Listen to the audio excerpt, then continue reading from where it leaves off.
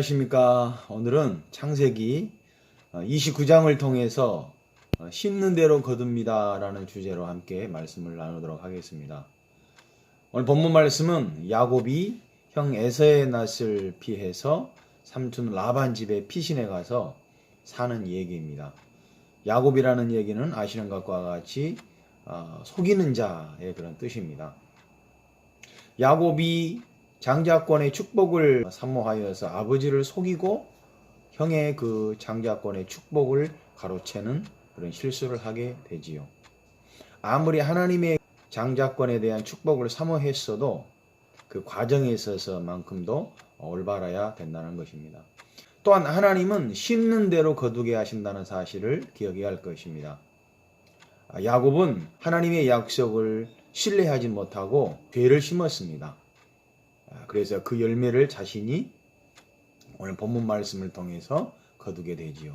그래서 언니인 이 레아를 속임을 당해서 자기가 원했던 그러한 여동생과 결혼하지 않고 레아와 결혼하게 되는 그런 사기 결혼을 당하게 됩니다. 뿐만 아니라 성경에 보면 그의 품삯도 10번이나 속임을 당했다라고 그럽니다.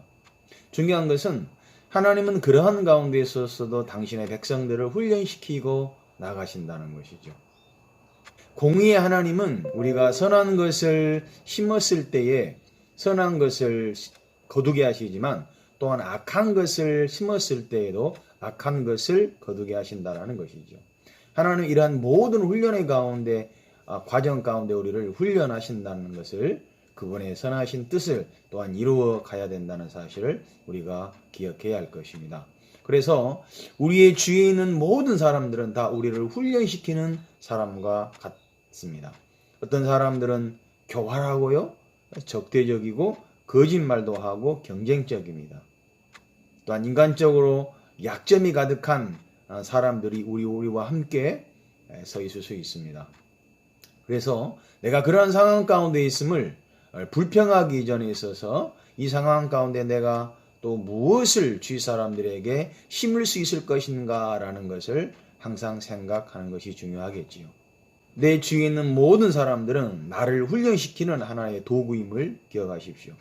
기억해야 할 것은 나 또한 다른 사람들에게 다른 사람의 인격을 그 사람들을 어렵게 할 수 있는 하나의 도구로서 쓰임을 당할 수 있다라고 하는 것입니다.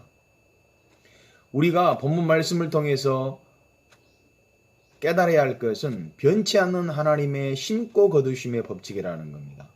하나님은 인간의 이러한 인과응보, 어떻게 보면 심고 거둠의 법칙뿐만 아니라 그것이 전부가 아닌 또 다른 하나님의 놀라운 역사하심, 그걸 이제 경륜이라고도 하는데 그런 식으로도 하나님은 역사하십니다. 우리가 한번 예수 그리스도를 생각해 보십시다. 우리가 예수 그리스도를 믿을 만한 자격이 있어서 예수를 믿나요? 그런데 우리가 예수를 믿게 될 때에 예수님께서 당신이 심으시는 생명나무를 우리가 얻을 수 있는, 즉 구원 얻을 수 있는 그런 놀라운 축복을 얻게 되었다라고 하는 것이죠. 더욱더 하루하루를 예수 그리스도를 의지하면서 하나님의 은혜를 더욱더 의지하는 우리들이 되어지기를 간절히 소원합니다.